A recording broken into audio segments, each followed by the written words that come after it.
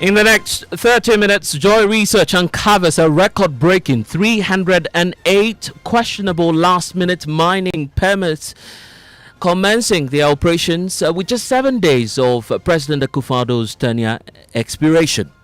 We'll get you details tonight as questions are emerging from stakeholders and illegal mining and its activities biting hard, with the Ghana Water Company releasing its annual report and indicating that treatment as well as distributing potable water is coming at a higher cost. Stay for details.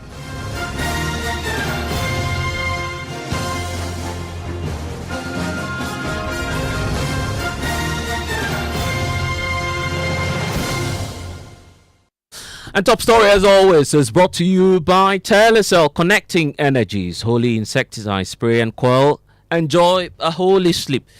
My name is Blessed Sogah, and tonight Joy News is in possession of fresh data which is pointing to the possibility that President Akufo-Addo may have been granting over 200 permits to mining companies when he had only 7 days to hand over power to John Dramani Mahama. Earlier this year, a similar inquiry by Joy News into the Ghana Mining Repository only reported of a flurry of executive approvals that were taking place for mining to commence between the 1st of January and January 6, 2025, which claimed and gave breakdowns that only 21 small-scale mining licenses, as well as 81 prospecting licenses and mining leases, as well as the mining support services, were approved and taking effect under the last few days of the Nana Addo Dankwa Akufo-Addo administration.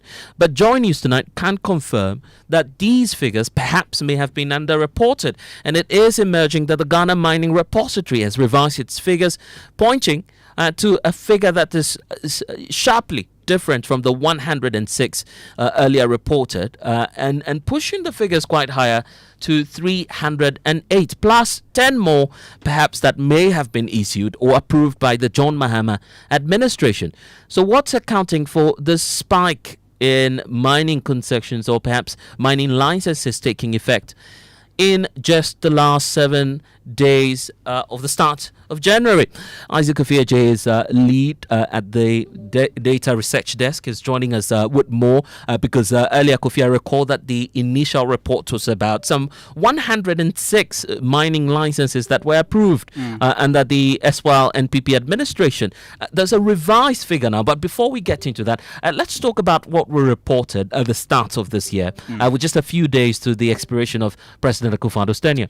I think on the 24th of January 2025, we put out a report that indicated that some 102 mining licenses were actually starting in the first week of January 2025. So if you look at the 1st of January, there were 67 mining licenses that were supposed to start on the 1st of January. On its second, there were 11, third 19, and on the 6th was 5. That gave us the total number of 102 starting in the first week of January. Now we have an update. We've been keeping tabs on the Minerals Commission data repository on mining license issuance, and if you look at the updates, you can see that the figure has more than tripled from that 102 we saw in the first or on the 24th of January to now 318 mining licenses actually starting in the first week of January 2025. If you look at on the 1st, the data has now been updated from the 67 we saw on the 24th. Now it is 276 mining licenses that actually were starting on the 1st. And let's give it perhaps a bit of context for those who may be questioning why we're attaching or perhaps linking this to the tenure of the former president, Nana Addo Dankwa Akufo-Addo. The point is that clearly, if you look at the figures, we're not able to tell exactly when the former president and his team had commenced work on these licenses, except to say that the requirement is before the start of a mining license or operational permit, you would have to do that within a space of 60 days. 60 days. That is the requirement. So even if you're subtracting 60 days from the 4 years of the tenure, there are still questions left Yeah. unanswered. Clearly, it means that if you look at the total number of mining lines that has actually started in the country, that's 2,126 since 1995, according to the mining repository. Now, if we do the disaggregation, you would realize that about 95% or more than 95% of this 2,000, over 2,000 mining lines that actually started since 1995, over 90% of them started during the 8-year administration of former president, Nana Addo Dankwa Akufo-Addo. Now, if you look at the number that started during, if you look at the Fourth Republic, 24 of them started during the Rawlings era between 1995 and 2000. Kufuor, 14 started. Then Mills Yukam, 7 started. And then you have John Dramani Mahama, 2012 to 2016, 44. And now we have a new update on the mining lines that actually started between, 2017 and the 6th of 2025, 6th of January 2025. That is now more than 2,140 licenses that were actually issued with their starting within and commencing their operations within the period. And of course, that's why many stakeholders are beginning to raise a number of questions now, including some of the questions that we've attempted putting to the Ghana Minerals Commission, because this is the very commission that is responsible for updating and revising the figures.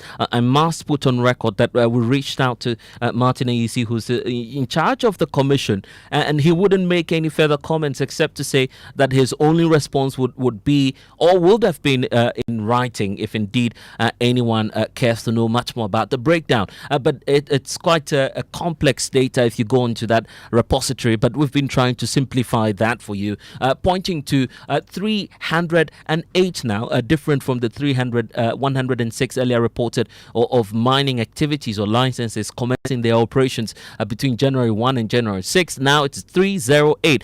I want us to also bring in John Mahama and his administration, because the repository is giving us a very striking image of what's been happening with less than 3 months upon coming into office. The NDC appears to also have okayed about 10 or perhaps 10 licensing activities are starting under John Mahama. Well, we can only speak on the total number of licenses actually starting within the period. And the last time we checked, on the 24th of January 2025, just one license was actually starting under the president administration, his new administration. Now we check, it's now about 10.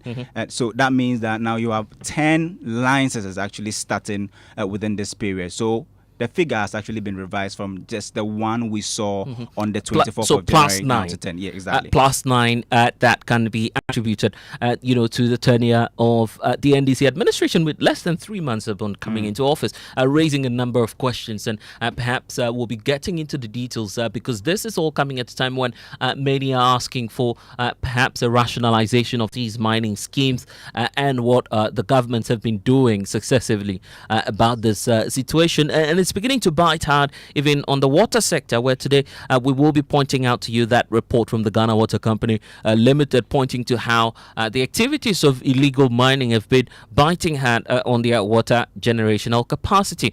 But let's bring in now the Deputy National Director for Arocha Ghana, a CSO based on environmental matters, Darrell Bosu, is joining us now. Thank you so much, sir, for your time here on Top Story. We're not necessarily saying that President Akufo-Addo may have, may have issued all of these licenses in a hurry, so as to say, when he was leaving office. But it is instructive to note that all of these operating mining licenses were taking effect just within 7 days upon exiting office, correct? Yes, good evening to you as well, Bless, and I'm really happy to join this discussion. I think that you are raising very fundamental questions that CSOs have been concerned about for some time to come, because there is a problem with the kind of information the minerals repository, the online database is churning out. Under law, they are required to even provide a base map that even allows you to know where this mining is happening, and also to provide information on when the mining licenses were approved and all of that. But with what they put out, knowing the start date and application date, you don't get sufficient information to be able to come to a decision as to who really approved what. But, I mean, the way we are seeing that there seems to be some sort of a backlog at the Minerals Commission. They're entering data as time goes on. You can clearly deduce that there is definitely some approvals that were made that are either being offloaded onto the system or some approvals that are still ongoing or for work to be done. Now, if we are coming from an angle where the new government wants to ensure that they review existing licenses and all of that, one would have expected that this business as usual scenario of just offloading concessions, everything will have ceased by now. So it's for me quite still disturbing to be seeing that a lot of mining, active mining licenses are going to start in this month. And a month where the president has said that, look, we are going to review all mining licenses and try and make sure that the right ones are there. We don't even know whether some of these are within forest reserves or are on the river basins and all of that. So there is a lot of questions to ask. And you are very right in going into it and bringing out some of these key details. The question as to perhaps what's wrong with it anyway if we keep increasing our mining permits without check? Well, I think, there's a lot wrong with it.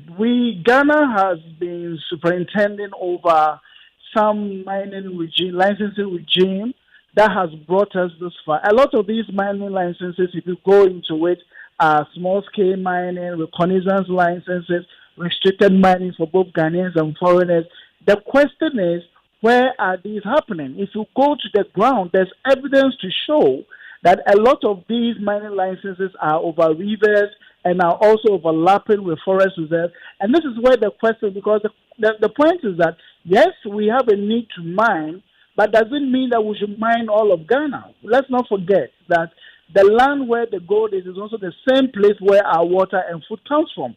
So there needs to be some due diligence, and we expect the leadership of the Minerals Commission to play that role, really playing a role that they are checking and making sure that they don't just grant mining licenses indiscriminately just because there's gold, they are just giving out the licenses. And this is where we're expecting that with the interest from the new government to do a review, there should have been some effort to hold on to any concessions that are still yet to be active and all of that. We can't still continue with the business as usual from considering where we are right now with all our rivers and all our forest reserves and several other prime areas being destroyed because of unsustainable mining practices.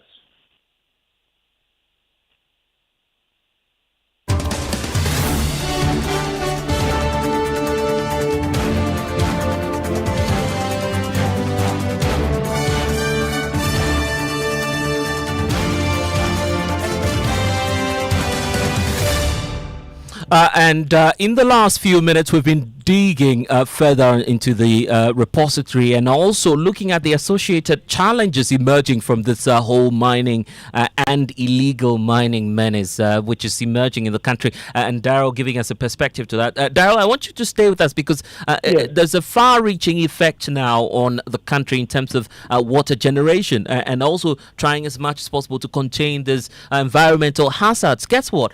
We're learning now that the Ghana Water Company Limited is making losses in excess of some 10 billion United States dollars. No, I mean, that's right? unimaginable. Yeah. Kofi. Let's break down the figures then. Now, so the cumulative losses made by the Ghana Water Company since 2019 stands now at 10.3 billion Ghana cedis. 10.3 billion Ghana. Let me break this down. In 2019, the company made a loss of 2.6 billion. In 2020, it came down to 939 million Ghana cedis. Then went up again in 2021 to 1.32 billion Ghana cedis. Came to 3.5 billion cedis in 2022.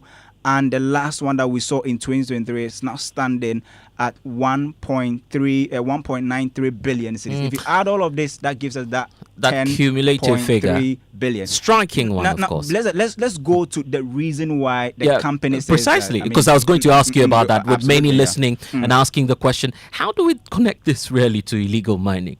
Well, so this is what the company is saying. The company is saying that the high utility bills plus increased water treatment and chemical expenses and aging infrastructure are among the key cost drivers of the company, causing them to or compelling them to be making such huge losses. Now, when you're talking about water treatment, we know that turbidity levels of the water currently are high and you need a lot of chemicals. I mean, the cost involved has now increased. So definitely there is that linkage to, galamsey or illegal mining activities there. So there you have it. Between 2019 and 2023, cumulative loss for the Ghana Water Company, 10.3 billion Ghana cedis. The threats were all over in the central region. And Daryl, come in if you can, about how, of course, they had to shut down their water treatment plant owing to the high turbidity levels. I mean, what's really going to change now, and how do we change it? Yes, so I think that the issues you are raising really is at the core of cause for we ensuring that we are really getting value for money. Really, if our government and Ghana is very serious about protecting every other sector of our economy, then we would not just think that mining is the way to go, because mining also has some significant impact on other sectors of the economy. Now, if you do a very good cost-benefit analysis, and if you take into consideration these losses that we are talking about, and it's not only the water sector, the cocoa sector has also been very hugely hit by the impact of galamsey, and several other sectors, even the timber industry, several other sectors have been affected. And then there's also the health issues. So there's something fundamental wrong with us if we keep thinking that mining is the panacea to the problems we have as a country in terms of creating employment and bringing well-being. We are realizing that it is not the case, because look at the losses that other sectors are faced with. So I think that we should really take time to really do a comprehensive cost-benefit analysis of this whole mining sector and industry as to whether it is really giving us value for money, and also it is promoting sustainable development. Mining alone has succeeded in bringing every other sector of our development to a halt. Cocoa production, health issues, water provisioning, every other sector has been affected. So I think that we are not really doing a critical thinking and analysis, and that's how can we keep thinking that mining is the way to go. I have always said that we are on a wrong pathway if you think mining is what can save our country. And this analysis is actually presenting the realities of our failure to do a proper benefit analysis on whether the mining sector is that important to our economy or not. Of course, you could say that to a certain extent, but largely in the scope of our development and our comprehensive socio-economic development, mining plays a very small role, but we have somewhat found a way to, within a short period, think that it is the most important economic sector that we need to pursue. I think we need to go back to the table and really think about this. At least we're seeing some remedial measures now in the last few days of the John Mahama administration.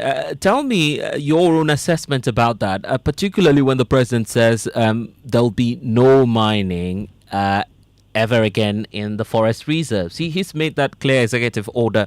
The question is that the solution? You know, you are saying that there's been some remedial measures. I am seeing or hearing rather some remedial or commitments to deal with the situation. We know that the executive director of the EPA has been in the field. There has been a statement on cease and desist and all of that, which is a good start, because between the period of the transition to when the government was putting his house in order and all of that, we saw a surge in takeovers and substitution of miners on site and all of that. So some proactive actions coming is very good, but I think we are yet to really see the remedial measures. We are yet to see actions to really restore our rivers, actions to stop the miners. I mean, we have our teams on the ground who are constantly having to deal with illegal miners encroaching on forest reserves, and some also really actively now working in rivers across the country. So I don't think we are there yet. It is just early days of making statement upon statement. We want to see the real action on the ground, and that is when maybe we can make a very good assessment of what has been done so far. A lot of reactions greeting this as well. Grateful, Daryl. You might want to stay on with us because Dr. Tony Obin is also joining the conversation. He's the president and founder of the African Institute for the Extractive Industries, also former boss of the Minerals Commission. At least we're grateful that you're providing your perspective now, knowing that the Mineral Commission is tight-lipped on the latest that we're finding in terms of their revised repository. 318 in all in terms of the mining activities that will be commencing operations just this month alone. 10 owing to perhaps the John Mahama administration, 308 to the Akufo-Addo era. For you, you've worked there. Is there anything, practically wrong with this? Yes, thank you very much, and good evening to your listeners and your viewers as well, if it's on TV. Now, the process of granting a mineral license is very complex, and it's a long one. That's why we have the law provides for, I think, 150 days maximum.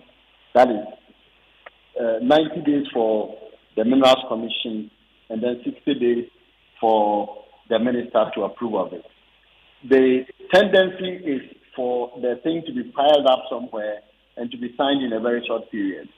That the process would have gone through for a very long time, but it's gone to, oftentimes it happens, it's gone to pile up at the minister's office. But for 300 applications to be made within a short period, that will sound quite strange. And here I need to get more information to be able to make a very informed decision or commentary on this. But it would definitely be very difficult to, in fact, complete one mineral license application within, sometimes even within 150 days, you don't get it done. I know the Minerals Commission will do it quicker, but sometimes it gets stuck at the minister's desk. Be it as it may, there's the starting date, which obviously we can work with in terms of the, the two ends to the debate. The start date obviously amounts to the 318 based on the repository and what they are telling us. So be it as it may, with or without the 150-day threshold you're referring to, as many as 318 now will be commencing their mining activities. I mean, it appears that we're not having any guardrails to how many more companies can just go ahead and mine. Is that not perhaps a hazard to us? Yes, I mean that's quite strange, especially coming at a time when there was so much noise about the effect of largely small-scale mining. I don't know what form of licenses were granted. If it's mining leases for large scale, its effect may be different. But if it was granted for small scale miners, again, the effect there would also be quite different.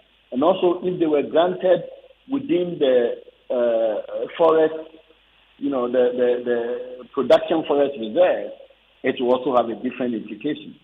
So I would be surprised. I'd be surprised that within a short period, over 300 licenses will be issued, and they would have gone through all the processes of ensuring that they were properly done. It's a very serious work, it's a complex work. It has to do with a lot of investigations before the grant of the license. So to be done in a very short period, you want to find out why that happened. But there's also express work, depend upon who is applying for it. And Daryl Bosso was just giving us his thoughts on the directive from the President John Mahama, clearly directing that no more mining permits within forest reserves. In your estimation, sufficient measure? I think so. I think that the two directives that I'm really excited, mining on water bodies, which indeed is not a new law or even a new directive. It is just pushing and implementing what the law says. You don't have to mine on water bodies. So you would call it zero tolerance on mining on water bodies. So that's what the law says. But if it is in the forest reserve, based on LI 2462, then the directive is even more important. Because if that directive hadn't come out, people would have gone under that law that has yet to be repealed to acquire license. It will be legal for anyone to apply for license under that law. But thank God the president has said there should be no issuance of licenses of any form in the forest reserves. And I think that's a step in the right direction. But having said that, there are people who also go there without licenses to go and mine. And I think they are the major problem. You know, they just would go there and start mining because they suspect there are minerals there. But the directive itself is a very good one. Right. We need to go. Daryl, your final comments on this? My final comment is that... it's very good to know that there is some maximum, but I think we need to get to the bottom of some of these uncertainties that are popping up online, and to also know the efficiency with which the Minerals Commission are taking the decision. Because if you are really going to review some of these licenses, then we should be seeing more of these things coming up. I think we need to take a pause, and then really do the right thing going forward. Grateful to you, gentlemen. Dr. Tony Oppen, President and founder of the African Institute for the Extractive Industries and former Minerals Commission boss. Also grateful to you, Daryl Bosso, Deputy National Director for Arucha, Ghana. Newsnight is next. Reasons why we connect each child. You know, be say we won't make one our loved ones happy. Daddy, thanks for the tea cash, okay? I love you. That be my daughter, Angela. Never could you. I mean, sure, why? Tea cash, naba. I know Papa in was sick. Say I go take care of my parents. It be my duty. They make her pay my bills. I they use Telecel cash. The suppliers for my shop there. Hello, boss. I get a Telecel cash alert too. They deliver the things right here. And they make them happy because I feel pay them directly to the my merchant number for any network talk. Then sort my people out with Telecel cash for free. If one a family parties, them business partners, they happy. It be they make one a connection strong. Carry Telecel cash, send money, give your people for them a Telecel cash wallet store. Any day, anytime. It be free. Make you save money. Tap cool. Then make your menace smile. Anytime you go carry Telecel cash, send them money. Telecel, connecting energies. Couldn't sleep at night. Mosquitoes will be whining my ears, bugging me all night long. Till I got a remedy. Now I'll be spraying them away with holy insecticide spray. Me I go spray them away with holy insecticide spray. When I sleep, me dana mada with holy insecticide spray. Holy mosquito coil, holy multi-purpose insecticide spray. Dana kron kron. For bulk purchase, call 0302-681582. This advert is FDA approved. Where do your hopes and dreams take flight? The money you've earned, the future shining bright. At Petra, we're not just here for your retirement plan. We are here for the life you've imagined and then some. From your child's education to your dream home's door, we'll help you achieve what you're striving for. Petra is here, steady and strong. Your wealth in safe hands, where it belongs. With investments that grow at rates that compete, we build your future with every heartbeat. That's Petra, your partner. Come joy or strife, guiding you toward the dreams that define your life. For your pensions, investments, loans, and more, visit our website at petraonline.com or call 0242 435037. Petra, achieve more.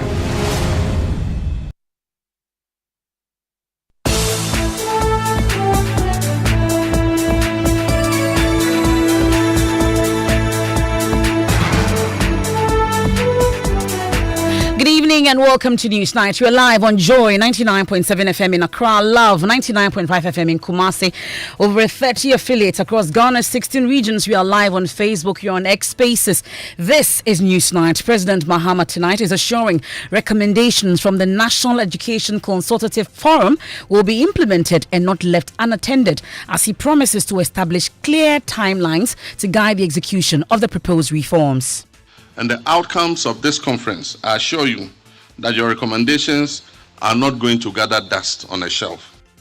More as he issues an apology to the Ghana Catholic Bishops' Conference and the Christian Council for the delay in the invitation to the forum. Also, will stay a while longer on education, and stakeholders in the sector are calling for the decentralization of teacher deployment to address shortages in deprived areas. They warn that national teacher-pupil ratios masked critical district disparities, such as Sambonjida, where pupils are paying the price for a teacher shortage, with untrained volunteers stepping in, but the results are disastrous. There's an alphabet missing. K, N. L. So where's L? L is not there. So write the L there. Okay, so this is how to write the L. Yeah, you get it. I get it. The whole school from KG1 to P6, we are only 2 teachers. It's a burden. That's our crumbling start. That's got many of you talking already. Also tonight, former Finance Minister Ken Ofori-Atta will return to Ghana in May. Minority Leader tells Parliament as he reviews contents of a letter written to the OSP. Our client hopes that, taking into account the surgery dated the 20th to 21st of March and recuperation period, he should be able to back to this jurisdiction between 14th May and 30th May 2025. We have details as the OSP rescinds wanted notice issued earlier for the former minister, plus no wanted notice issued for former NPA boss Dr. Mustafa Abdulhamid, contrary to earlier report. Also tonight, Auditor General vows to thoroughly examine, scrutinize and investigate the sealed declared assets of public officials in clear contravention of the constitution that mandates they remain sealed. This comes as President John Mahama pushes for a review of the laws to make the content of these declarations public. We are going to open it to see His Excellency has done.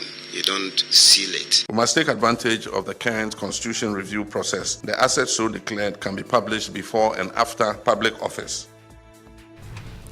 And in business, government sets March 3 to 4th as date for the National Economic Dialogue, as it hopes to use the program to kickstart the process of resetting the economy. And in sports, return of the Ghana Premier League remains uncertain as Asante Kotoko reaffirms boycott of the competition until justice and demand to the GFA are met. That and more in tonight's edition. Plus, the Ghana Journalists Association urges President Mahama to fulfill his promise of protecting journalists by ensuring that those responsible for attacks on my colleagues Erastus Asaredonko or Himing Terrier, amongst others, are held accountable. He was against both instances and pledged to promote the interests of the media at all times. This is the time we expect the president, who is one of us, to redeem his pledge and to share in the plight of journalists. That's coming up on Newsnight here on Joy 99.7 FM. There's more when you also log on to myjoyonline.com. You want to join us with your thoughts, your comments via WhatsApp is 055 11 997. I am Emefa Apawu. They can stay with me for details.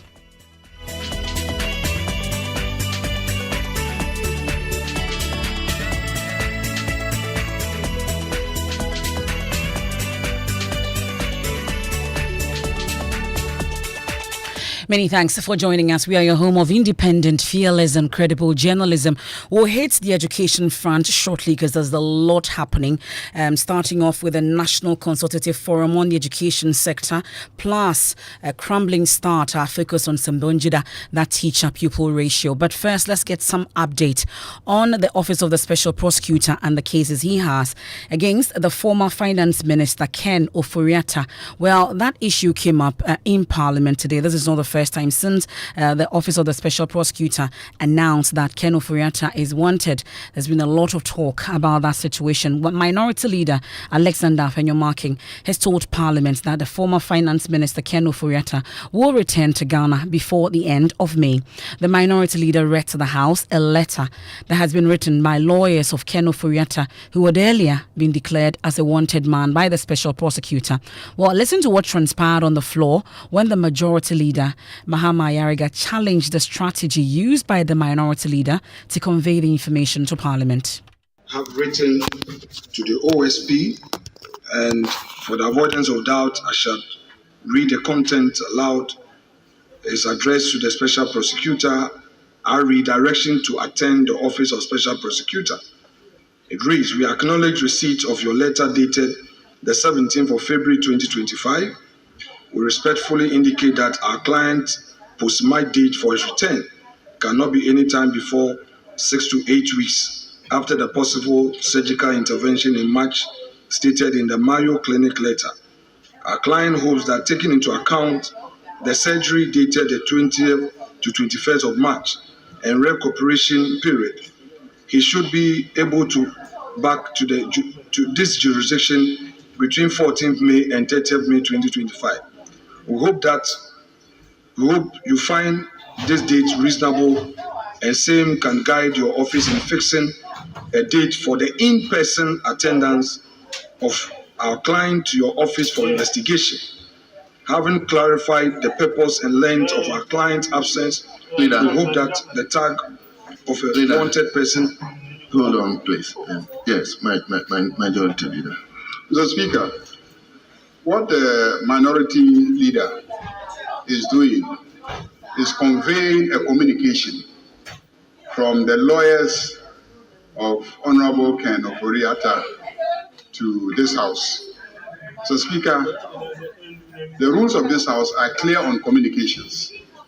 If you go to Order 65, it is clear on communications to the House. Who qualifies to communicate to the House? And who qualifies to convey the communication to the House? They are clearly spelled out in Order 65, and I think that what he's attempting to do is to convey a communication by the lawyers of Ken Ofori-Atta to this House, which is clearly wrong. So, Speaker, it is clearly wrong to attempt to be the conveyor of communication from Ken Ofori-Atta's lawyers to this House. I think that it is not acceptable, and we cannot accept communication from the lawyers of Ken Ofori-Atta to this House. He is not a member of this House. He is not a Minister of State. And so there's no basis for this House to be receiving communication from the lawyers of Ken Ofori-Atta. We haven't summoned him before any of our committees. He is not to appear before a committee. We are not investigating him. So on what basis is his lawyers communicating to us when he will come to Ghana, when he will not come to Ghana? So, Mr. Speaker, there is no basis for the communication to this House of the whereabouts of Ken Ofori-Atta. And he is not qualified to convey that message to this House. And this House cannot properly receive that message. So I object to that communication being made to this House about the whereabouts of Ofori-Atta and when he will come to Ghana. I think the matter is between him and the Office of Special Prosecutor. Let him deal with them. This House is not interested in when he will come and when he will not come. Well, so that's what transpired when the minority leader announced to Parliament when exactly Ken Ofori-Atta, the former finance minister, will be returning to Ghana. Let's bring in Parliamentary Affairs correspondent Kweku Asante for quick updates on how this particular issue was resolved. I'm curious, how did it end? Well, the speaker, who was presiding at the time, being the second deputy speaker, as you heard, were given the opportunity to the majority leader to respond. Ultimately, the microphone was handed over back to the minority leader, who proceeded on the same tangent, but concluded and said that he had taken guidance, and that because this had become such a big matter of national importance, the statement having even been read on the floor of the House, he thought that it was important to put this matter back to Parliament because of that statement that had been taken 2 weeks prior, but he had taken the guidance, and that ultimately what he sought to convey, not just to the Parliament, but to the entirety of the Ghanaian public, is that Ken Ofori-Atta is no longer a fugitive.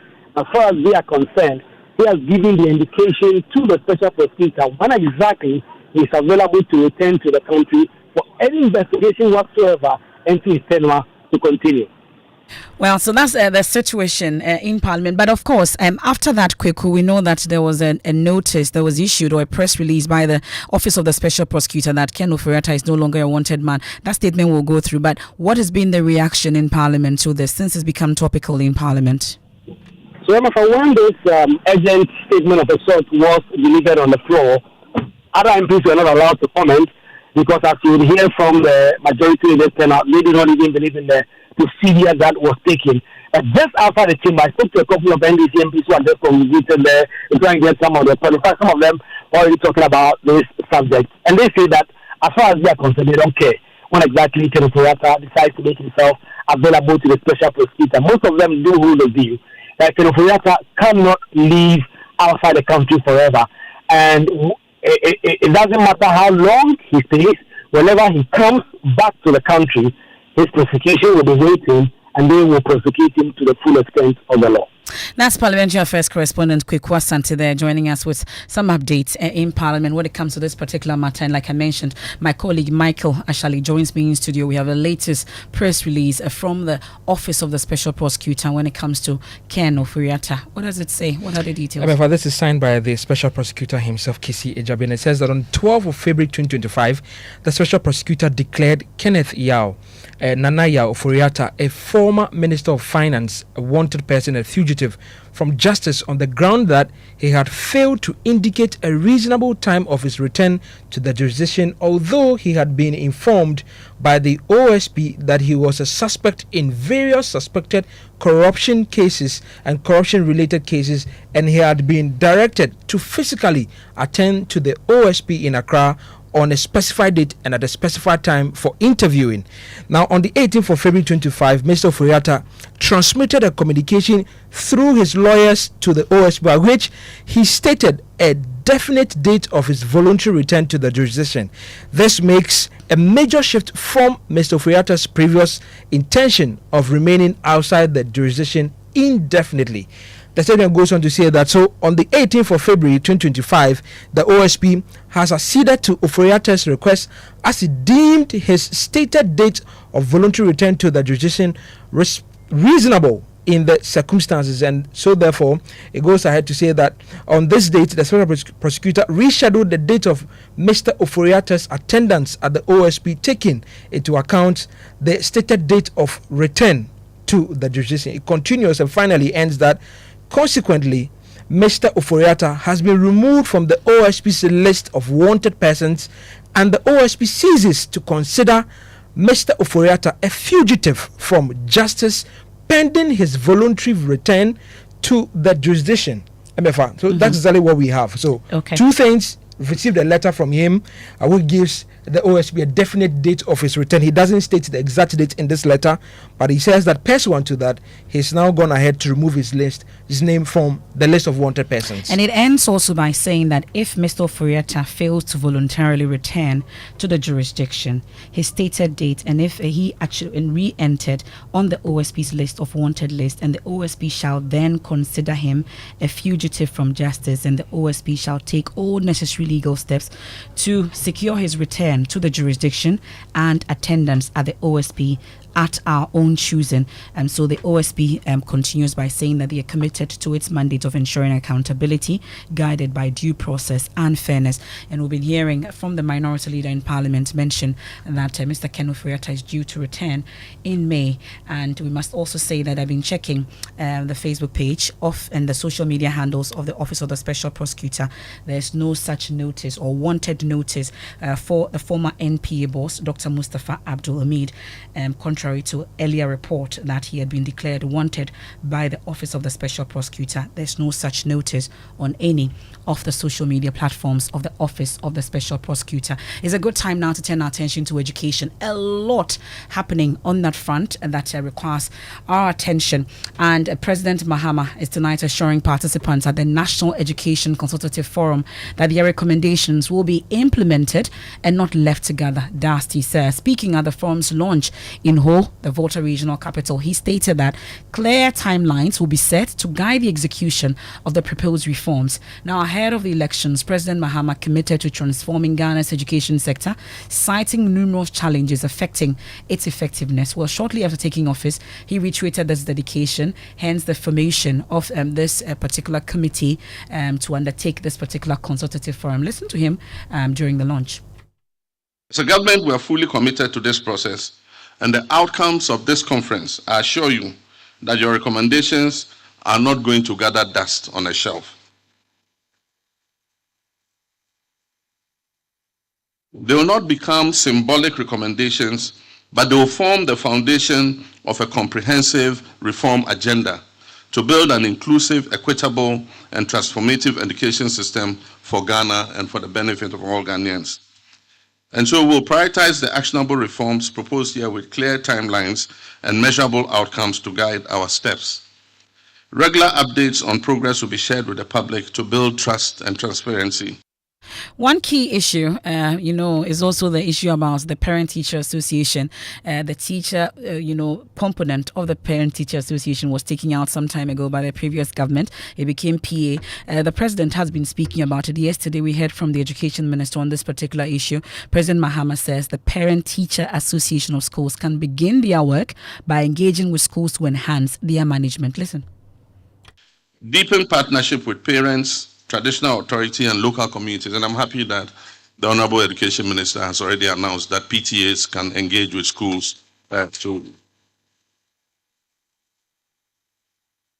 ensure that the children, the schools are properly managed. And so PTAs can start to do their work by engaging with the schools so that we deepen management of the schools. So deepen partnerships with parents, traditional authorities and local communities to support every child's learning journey through the practice of learning teams. Well, prior to the start of the consultative forum today, we heard from the Ghana Catholic Bishops' Conference, the Christian Council, and of course the NPP, mentioning that they had not been invited. It came up, and my colleague Maxwell Agbagba, Presidential Affairs Correspondent, joins us on the line. The President had cause to touch on that particular issue. What exactly did he say? Hello. Yes, Maxwell. So I was talking about that apology that was issued to the Catholic Bishops' Conference and the Christian Council by the President. Well, that was what. Well, before I talk about that, what you hear in the background is the Ghana National Anthem, which is being played here at the Jubilee House. In about 5 minutes, the swearing in of Council of State members will be taking place here at the Jubilee House. The President just arrived, and that ceremony will be starting shortly here at the Jubilee House, swearing in of Council of State members. But earlier in Ho today, before his speech, he used the opportunity to apologize to members of the Ghana Catholic Bishop Conference and the Christian Council of Ghana. He said their invitation to the forum actually delayed, and he urged them to find a place in their hearts to forgive the organizers of the forum. Friends of the media, we have gathered here this evening to witness the swearing of our newly appointed elected members of the Council of State by the President of the Republic. Now, before I invite the President to administer the oath, let me formally present the Chairman and members designate of the Council of State. So the Chairman designate of the Council of State, as elected this evening, is the Honorable Right Honorable Edward Oblado Ajaho, who is the former Speaker of Parliament, representing the Volta region.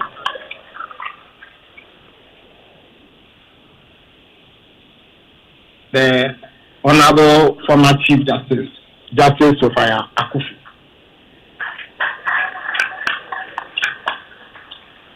Mr. Mohammed Ahmed Al-Hassan, a former Inspector General of Police, representing the Upper West region. Air Marshal Michael Sampson Oje, retired, the former Chief of Defense Staff, representing the Savannah region. Sorry. Pardon me. Yes, there's an error in the document before me. Pardon me. Odi Ahoho Yawu be the second, who is the president of the National House of Chiefs. Dasobe Guamadako, the chief of Achem Kukranchuni. Osabayema Kusiata, the second, who is the paramount chief of the Uga traditional area. So currently underway is the swearing-in ceremony of members of the Council of State, both those elected and those who have been also selected. That's currently underway at the Jubilee House as we speak, as my colleague Maxo Agbagba reports about it. I'll take you there shortly once the ceremony, at least right now, they're just introducing those who are present at that particular swearing-in.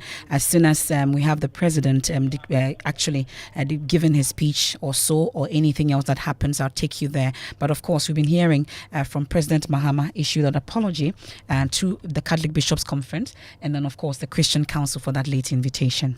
First, let me express my sincerest apologies on behalf of the planning committee of the forum to our stakeholders of the faith-based organizations for the unpardonable omission committed in your delayed invitation to this forum. I am aware that the omission was very speedily remedied, but you still deserve an unqualified apology for this oversight. And since you are the purveyors of God's mercy on earth, I'm sure that you are forgiving us. And that's Thank you very much. And we know you are important stakeholders because you own some of the schools, and so this educational forum is important to see how we carry everybody together. That's President John Dramani Mahama there at that particular forum. We've been hearing also from the Education Minister, Haruna Idris, who says government is committed to transforming Ghana's educational sector to make it one of the best in the world. Presidential advice on the economy. So I'll do just that. And then to the bureaucrats at the Ministry of Education.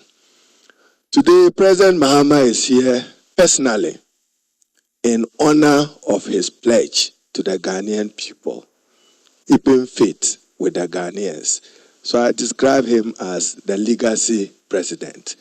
He would lead by examples, set those examples so that in future presidents of Ghana can learn at least to honor their words with the electorate. So today's National Education Forum is in fulfillment of one side promise he made, that he would examine and rely on your expert professional advice. He doesn't seem to say that he has the answers. So today's forum is for Excellency John Dramani Mahama to hear from you, the experts and the professionals.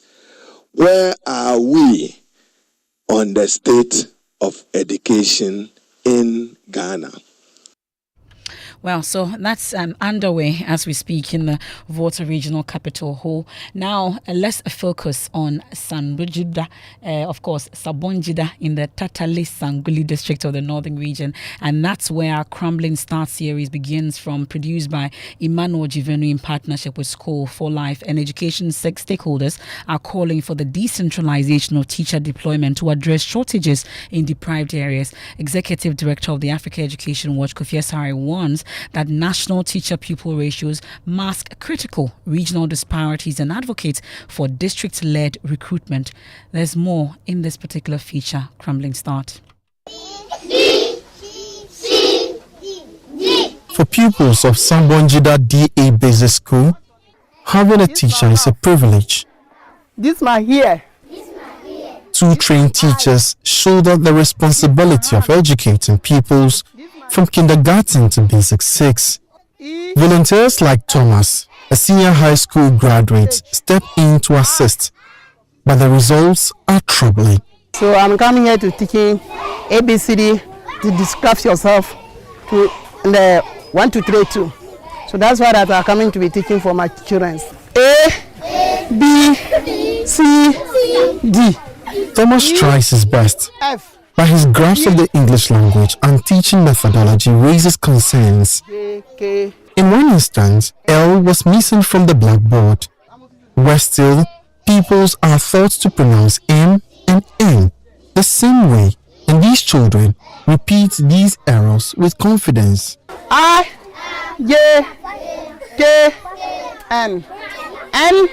These children are set up to fail before they even begin. I could not stand by and watch the blunder persist, so I intervened. There's an alphabet missing. J, K, N. L. So where's L? L is not there. So write the L there. Write the L. Okay, so this is how to write the L. The situation grows grimmer. Yeah, you get it. I get it. The school has only 3 classrooms, forcing 2 different classes to share a single space. I'm Francis N. Gangam, the head of Sabunjira DA Primary. The whole school from KG1 to P6, we are only 2 teachers. It's a burden. And when you look at the structure, 2 classes in one, which is very difficult for a teacher to be inside one class with 2 classes combined, teaching. For pupils in kindergarten, their classroom is nothing more than a fenced area with blocks intended for construction, now serving as furniture. These blocks were donated 5 years ago during the height of campaigning, but they were never used as promised. The blocks, that was the MP, the campaign time, the last election campaign time. That he came and molded the blocks there, that he wanted to build a classroom for the community or for the school. Then after winning, he didn't come back again. So I will arrange the blocks for them, to those who didn't get a sitting place to sit down. Then I put some blocks inside the classroom for them to sit down. Then have a learning successfully. I even called the PTA meeting. Then they said, in case the blocks are lying down, spoiling, and they are not doing anything, we can use it to what? To make a runner pit, or we use some of the blocks to fence the KG that will make the hut for them to be inside. The lack of support does not end there. The school is not part of the school feeding program, forcing pupils to walk home for meals. Many do not return, further disrupting the education. Our school feeding, we have written a letter. I've come to the head teacher. We have written a letter a lot to the district director, but no help, no voice coming out for us to help. The community is trying to keep the school afloat. Parents pay volunteers like Thomas in kind, working on their farm as laborers. They said they will sit down and decide either they will do contribution, they will contribute and pay them, or they will be helping them in their farms, the volunteers. The head teacher and community leaders are calling on the government to act. They want more teachers, adequate classrooms, and inclusion in the school feeding program. A teacher is to teach somebody to also become somebody in future. Yes. So if I'm here to teach the children to become somebody more than me in future, and there's no place for me or for the children to learn and also become somebody in future, then how will I be happy? So that made me sad whenever I come here to teach. Our people in Sabunjira are crying. Whatever is here, we are looking for the government to come to our aid so that they will help us, so that our children will also get shade and sit and remove from the sitting under the tree, sitting under the shade, so that it will motivate some of our children so that they will also learn and go and be somebody in future. We are crying, government, come and into our aid. Be fair to us. I say again, be fair to us. Be fair to us, Sabunjira people. Be fair to us, government. Be fair to us. Basic education is the foundation of every child's future. But in Sabunjira, that foundation is crumbling. For these children, the dream of a brighter tomorrow seems distant. It is a call to action for policymakers to prioritize schools like this before it's too late. Emmanuel Jivenu, Joy News, Tatale Sangoli, Northern Region. This my hand. That's our crumbling start. We can also hear from Senior Education Advisor at the Africa Education Watch and former Northern Regional Director of Education, Dr. Peter Tefwa, is calling for a policy requiring teachers to sign a bond after being posted to schools in a bid to address the ongoing teacher shortage and improve retention rates. I think what we need to add is to sign a bond. We must attach this with a bond that I will stay there for, let's say, 5 years or even more. So when we attach the bond, and the person chooses to go that far, that interior, because he wants the job, and you sign that contract, a kind of MOU, that you stay there for at least, say, 5 years. If 5 years is not up, you cannot move. The moment you move, the system should take your name off the payroll. If that can be done, if we can track that, then we'll be sure that we'll have teachers in our various institutions. Well, so that's some stakeholders raising concerns about the teacher-pupil ratio when it comes to the basic level and the concerns that have been raised on this. And as we speak, the President, John Dramani Mahama, has just sworn in members of the Council of State and at the Jubilee House. And earlier, we're bringing you excerpts of what was happening there as we speak. The oath has been administered and they are currently taking photos. And this is the composition of the next Council of State, as has been inaugurated or sworn in. We have Right Honourable Edward Kobla Do Ajaho is a former Speaker of Parliament. He will be the chairman of the Council of State. Right Honourable Edward Do Ajaho is the chairman now of the Council of State. And then we have Justice Sophia Kufu, retired. That's the former Chief Justice there. And she is from the Eastern Region. And that's Justice Sophia Kufu is a former Chief Justice, a member of the Council of State. We have the former Inspector General of Police, Mohammed Ahmed Al Hassan, Upper West Region. And he's a member of the Council of State, just sworn in. We have Air Marshal Michael Samson Oje, retired. He's a former Chief of Defence Staff on the Savannah region. Air Marshal Michael Samson Oje, former Chief of Defence Staff, Savannah region. We have Ojia Hoho Yao Jebi. The second is the President of the National House of Chiefs from the Western North region. Ojia Hoho Yao Jebi, the second President of the National House of Chiefs, Western North region.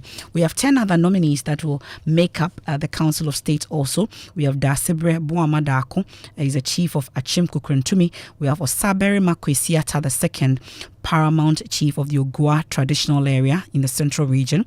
We have Justice Vida Amankwenua Akutu Bamfo, is a JSC, retired, is a former Justice of the Supreme Court of Ghana from the Greater Accra Region. We have HRH Mangpangura Jakba Acho Ade Broni the first. He's a paramount chief of Mangpam Traditional Area in the Savannah region. We have Mr. Kletus Avoka. He's a former MP Zebila in the Upper East region. And then we have also Dr. Eunice Brookman Emisa, is a former Minister of Health. I'm sure you all remember Madam Brookman Emisa, Dr. Eunice Brookman Emisa from the Central region. We have Mrs. Betty Moldy Drisu, is a former Attorney General from the Ashanti region. We have Cynthia Komla Ajete, Komle Ajete is from the Greater Accra region. Mrs. Molly Enimado is a former ambassador, Greater Accra region, is a member of the Council of State. Nana Sa Jimfua II is a Queen Mother of a Yima Traditional Area in the Bono region.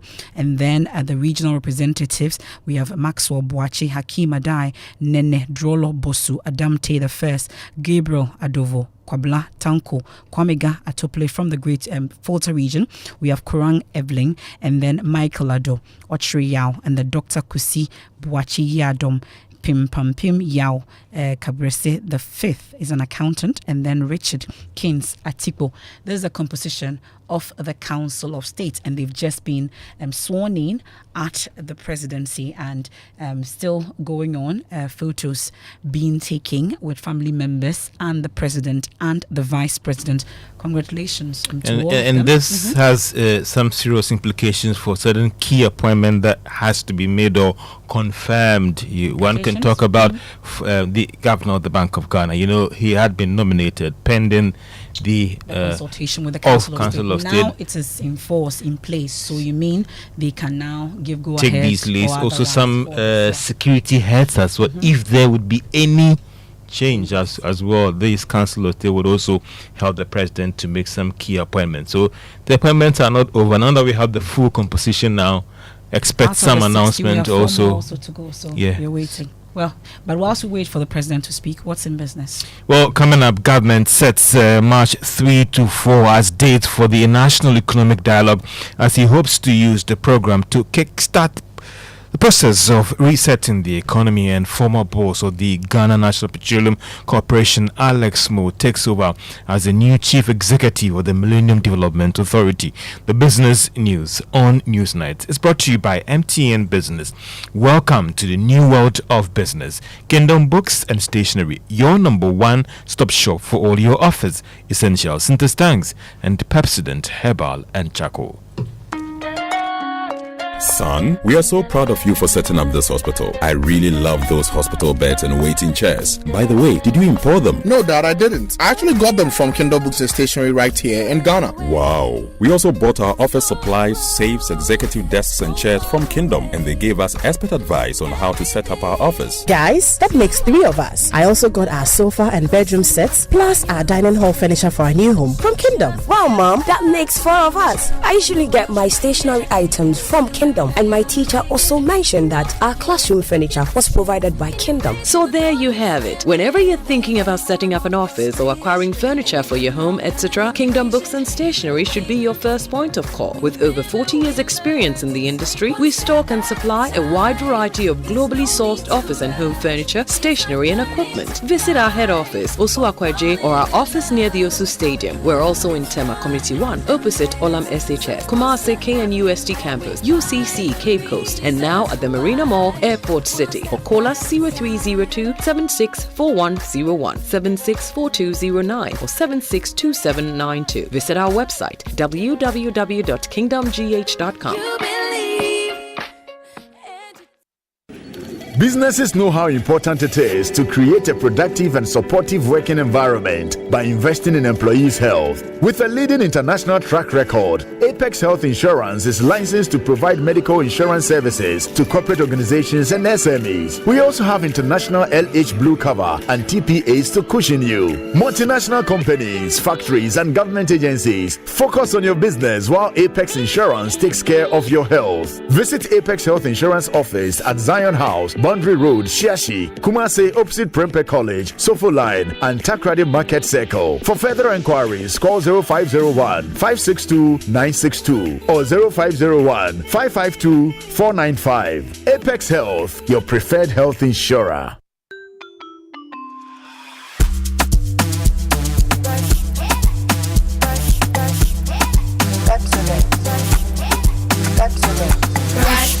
Brush your teeth every day and night, up and down and all around. Brush the clean and bright.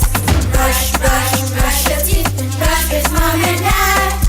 Underneath and in between, brush the germs away.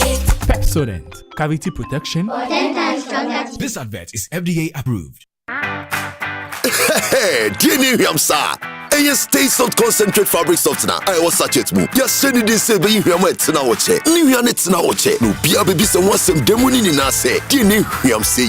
Fair quiet, yes, in Biara Association Ontario. Use stay soft and new units now check. Nani boss to tap from cry. A fabric softener. And ye near say, sir. Choose to stay soft. No, who's so say, no. FDID a dreading crack to yatu.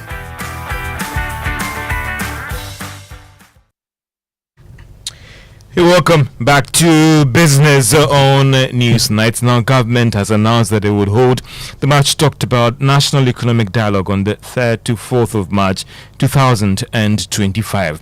A statement from the presidency announced the Accra International Conference Center as the venue for the program.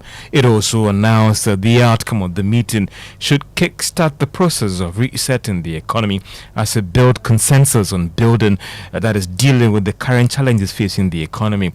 The dialogue will also bring together persons from the academia, private sector, civil society groups, and public policy institutions. Meanwhile, the former Minister of Finance, Dr. Mohamed Amin Adam, has signaled his party's opposition in participating in the National Economic Dialogue. Dr. Amin maintained that the current posture of government doesn't show that they really want to build consensus on stabilizing the economy. To the effect that he is going to have a national economic dialogue that will go and misinform the Ghanaian people about our record. Why should we be part of it? I'm saying that the president has already passed a judgment that he inherited a struggling economy. That could be let me make my point. He inherited a bad economy, and he's now calling a national economic dialogue to just come and whitewash the claims he made, nothing else. Because you have seen the data, and you know, and it's not just today. You have been reporting on economic data, not today. From last year, what we did, our performance from last year, started from the beginning of the year. In the first quarter, you know what happened? When the economy grew by about 4%. In the second quarter, when it grew by about 7%. In the third quarter, when it grew by about 7.2%. And we don't generate the data at the Ministry of Finance. It is generated by the Ghana Statistical Service, which is independent of us. And that is the former Minister of Finance, Dr. Mohamed Amin Adam. And the Associate Director of Accounting and Finance firm Deloitte, Dennis Brown, has revealed that Ghana could benefit from some positive credit ratings in the coming months. Now, it follows the resumption of coupon payments for investors in the restructured domestic bonds and fresh payments made into the sinking fund. Mr. Brown noted that they could also impact on the overall debt position of the country. This is quite significant because what government has done is effectively to communicate that me repaying your debts is my number one priority. That is why whatever the size of my income resources are, I have made an allocation out of that to ensure that even before the coupons mature, there's a set amount to cater for payments of that amount. Again, all of this is happening within the local scene, but these are things that the international investor community looks at as well, including our internal ratings. Whenever they do the ratings, they look at what's happening locally as well as what's happening editors. And so if this positive news is picked up and they can validate government's commitments to ensuring that is sustained into the future, something that is going to impact positively on our credit rating. And hopefully it continues in that manner and we are able to return to the international market to source for funding whenever we need. Associate Director at Accounting and Finance firm Deloitte, Dennis Brown. Now, the new Insurance Commissioner, Dr. Abiba Zakaria, has formally assumed office in charge to regulate the insurance space. But what are some of the challenges that lie ahead for her, and also what areas should be planning to focus more? There is more in this report. For some industry players, one area that will be on top of her agenda is insurance penetration in the country. Can anything be done to improve the situation when it comes to the total number of the population that are exposed to insurance products and services? Should the National Insurance Commission roll out fresh measures to deal with this challenge? What about the issue of capitalization? Some industry watchers are also pushing strongly for an increase due to the impact of the recent debt exchange program. But will the new insurance commissioner heed to this call? Others will also be looking forward to see how she strictly enforces the various regulations, especially when it comes to pricing of insurance products and payment of premiums. And that is a Business Desk report. Meanwhile, the president of the Insurance Brokers Association of Ghana, Shaibu Ali, has maintained that the new commissioner needs to take a serious look at the pricing of insurance products in the country. I think that the challenges of the industry are bare and clear to her, and I'm sure by now she's already figuring them out. Would be premium undercutting, which has been a bane for this industry. I'll tell you one thing, that the premiums that we are charging on the market, oftentimes it's not market premiums. We are charging woefully under what's supposed to be charged. If you look at international best practice and even locally here on the market, what the premiums that customers pay is not there at all. And this is one area that she needs to take head on. Because people have set up insurance companies as a business to make a profit. But at the end of the day, premiums that are charged are below that hard level. Claims come and the customers want to be paid. President of the Insurance Brokers Association of Ghana, Shaibu Ali. Now, the Ghana National Chamber of Commerce and Industry has called on government to use the 2025 budget to initiate policies and incentives that would help stimulate private sector growth and helping reset the economy. Now, speaking to Joy Business at the inauguration and swearing in of the new council members of the chamber, President of the chamber, Stephen Mason, pledged their commitment to collaborate in supporting government's 24-hour economy. Duties at the port has to be streamlined. I've just mentioned, how do you pay interest on money that belongs to you, that you are paying? You pay interest. I mean, that is pathetic. So government has to look at that and streamline the taxes we pay at the port. As a matter of fact, at the port we pay tax on tax. It's ridiculous. We can't continue doing that. We want to support the government on a 24-hour economy, and that is great. The Chamber of Commerce wants to support it, but we need the businesses to be protected, because if our business environment is not friendly, businesses suffer. Our people are ransacking our businesses. Obviously, that 24-hour economy cannot be supported. And that's the president of the Ghana National Chamber of Commerce and Industry, Stephen Mason. Meanwhile, 18 newly sworn-in council members were charged to discharge their duties diligently in the growth of the economy. And if you turn attention to the stock market, if you were a shareholder of Cowbank, each share that you're holding now was up by £1 to close at 45 pesos. That also of GCB Bank was up by £6 to close at 6 Ghana cedis 50 pesos. And that's all for business on Newsnight. Let's do sports. Yeah, Emefa, well, quick update. The return of the Ghana Premier League is still uncertain, because Kumasi Asante Kotoko in just an hour ago issued a statement where they have reaffirmed their decision not to participate in the Ghana Premier League despite ongoing engagement with the Ghana Football Association. Well, the club had earlier indicated that they will not continue engage in any football activities following the death of their fan in that game against Sonchaman in the Ghana Premier League. Now, the club, in a statement, stated today that the senior team has resumed training. However, they will not return to the Ghana Premier League until justice is served for the murder of their fan, and also that until the Ghana Football Association has met their demands relative to safety at the various match venues. Well, in a related development, Chief Executive Officer of Elmina Sharks, Pakwasi Indum, has been charged by the Ghana Football Association for what they believe are allegations of inciting fans to attack match officials. Now, the charges which the Ghana Football Association says is in breach of their code of conduct and also regulations guiding the Division 1 League football. While Pakwasi Indum, in an interview with GT Sports Plus, rejected the allegations and has already indicated that he might withdraw Elmina Sharks from the ongoing Division 1 League. Right now, I'm considering whether to even continue on to have this team to be part of the league. Is it worth it? Is it worth it? I don't do it for money. I don't do it for anything else. We do it for opportunity. But, do we have to suffer these sorts of indignities, whether we continue to be in the league or not? So I will make that decision. There must be people in Ghana interested enough in our football. Football is money. And me, if you want to shut me up, it's not possible, because this one is not my job. This one is not what feeds me. This is entertainment. And if something is going wrong, I will speak about it. If they want to punish Sharks as a football club, they will punish in Ghanaian football. That's Dr. Pakwasi Indum, and he's expected to, reply to the GFA latest tomorrow. There's a few games happening in the second leg of the Champions League knockout round playoffs. AC Milan is in action against Feyenoord, and they're currently leading by 1-0. They lost in the first leg. Atalanta will also play Club Brugge. Bayern Munich, we've got commentary of that game for you against Celtic on Hits 103.9 FM, and Benfica will be in action against AS Monaco. Big game tomorrow, Manchester City and Real Madrid. Following Madrid's 3-2 victory, Man City will be looking to overturn that deficit. There will definitely be an overturning. Thank you very much, Ms. Bao, for the latest. Let's focus on health now. And Ghana has officially recorded its first case of the respiratory disease human metapneumovirus, the HMPV. The World Health Organization recently reported surge in cases of the flu-like human virus in China, which has raised fears of another COVID-style pandemic. Well, according according to Health Minister Kwabena Mintah Kando, government is on top of the situation in a bid to prevent a nationwide spread.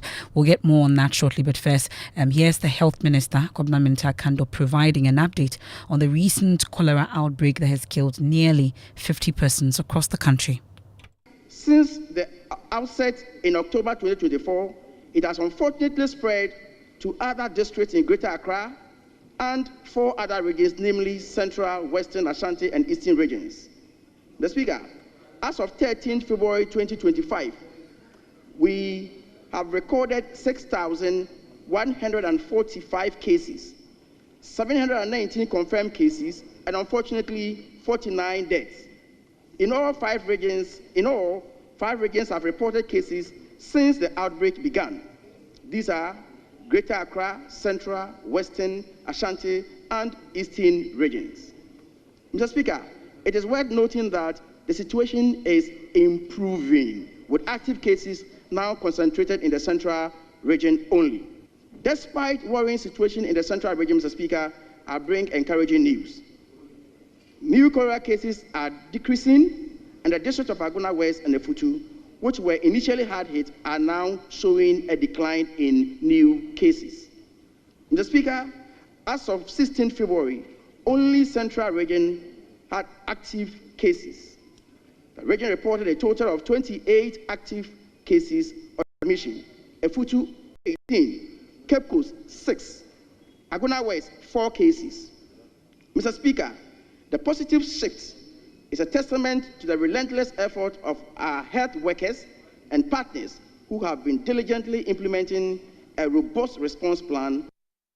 Well, he's also been speaking about this respiratory disease, and that is in China as we speak. 1 case recorded in Ghana. Hopefully, we do not get to that pandemic situation witnessed in 2020. We'll hear from him on this in the briefing, but let's get update on the cholera situation. 50 persons have lost their lives. We are told about 600 cases recorded so far across the country. Let's check on the central region, and really one of the regions that has recorded many of these cases when it comes to the cholera situation. Well, Eric, you've been interacting with residents, authorities in the central region.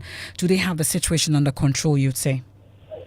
So, Emefa, the region has taken delivery of some vaccines as part of measures to curtail a possible surge of cholera. This decision comes in response to the number of cholera cases that were recorded and, of course, some fatalities. Remember, we reported about 20 out of the 22 districts are recorded cases of cholera here in the central region. If listeners will recall, the Central Regional Health Directorate had raised agents alert over a possible surge in cholera due to the inconsistent water supply. Emefa, I can confirm that interventions have been made, especially in most of the senior high schools and, of course, in most of the campuses, i.e., the University of Cape Coast and, of course, the University of the Cape Coast Technical University. Data that I saw suggests that 4 out of the 20 districts that recorded cases out of 26 January 2025 currently are cholera-free. So, if I can confirm that measures put in place by the major stakeholders,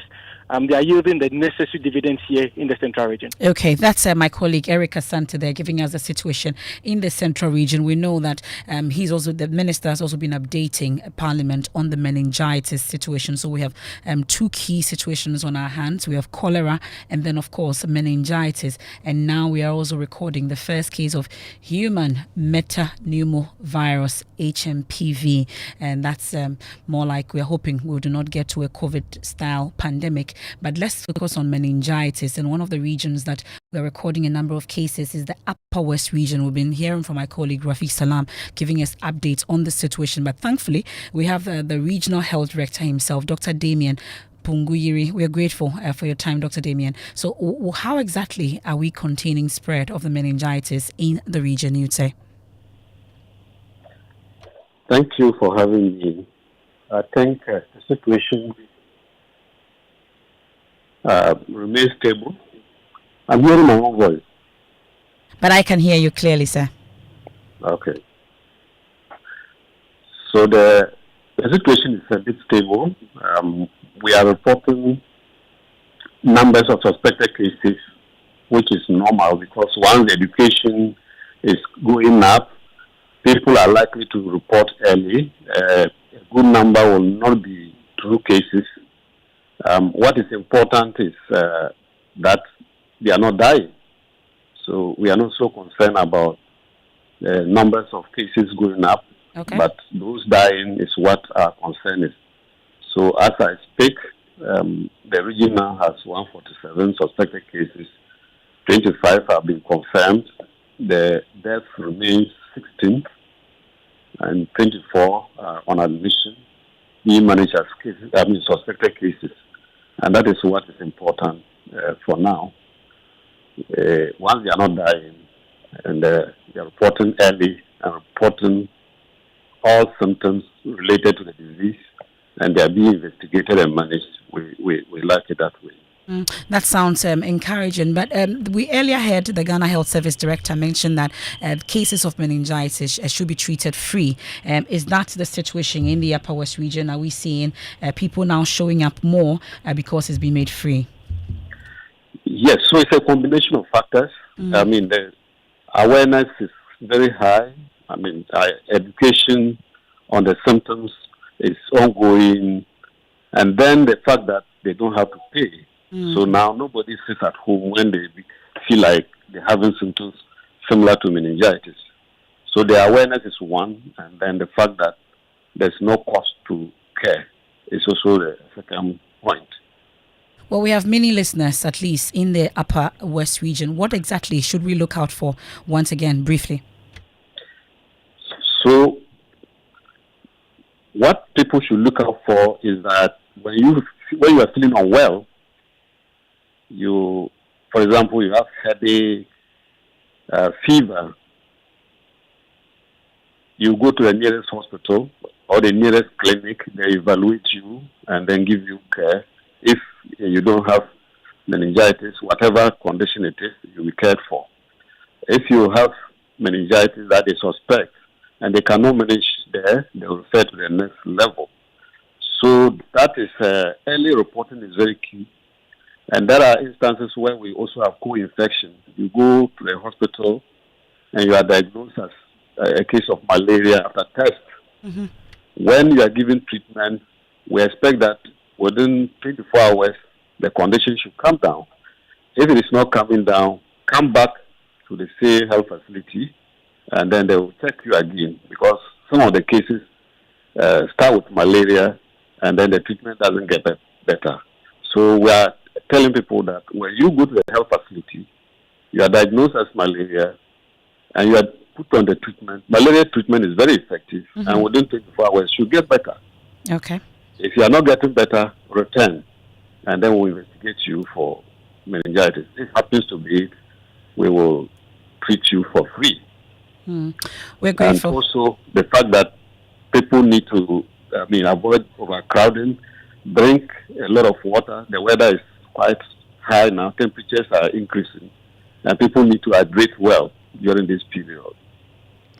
Dr. Punguyiri, we are grateful for your time. That's Dr. Damien Punguyiri, is that's the Upper West Regional Health Director, giving us update on the meningitis situation. At least you have all the symptoms that you need to look out for if you are especially in the Upper West region, and you should actually visit the nearest facility for some attention. And just before we head out, the Ghana Journalists Association, GJA, has called on President John Dramani Mahama to honor his campaign promise of protecting journalists. Well, this appeal follows a series of attacks on media personnel, including my very own colleagues Erastus Asaredonko, not just him, or Heming Teria, on their fight against illegal mining. GJA also cited recent assaults on journalists in the Ashanti region during the Council of State elections. The GJA President Albert Jumfo has been addressing a press conference. We also addressed the barbaric attack on Heming Teria of the Multimedia Group Limited by a mob of illegal small-scale miners operating in the Offense Shelter Belt Forest Reserve. We wish to take this opportunity to appeal to one of our own, senior member of this fraternity, the President of the Republic of Ghana, President John Dramani Mahama, to take a personal interest in these cases as the Commander-in-Chief of the Ghana Armed Forces and ensure that the perpetrators are arrested, arraigned, and punished for their crimes. In making this appeal, we remind the President of the commitment he made to the media and the nation on 7 July 2024 at the Kempinski Gold Coast Hotel during a media engagement. On that occasion, I, on behalf of the GJ and the media fraternity, asked President Mahama, then flag bearer of the NDC, about his thoughts on the privatization of the state-owned media and assault against media practitioners. The President said, once again, he was against both instances and pledged to promote the interest of the media at all times. This is the time we expect the President, who is one of us, to redeem his pledge and to share in the plight of journalists.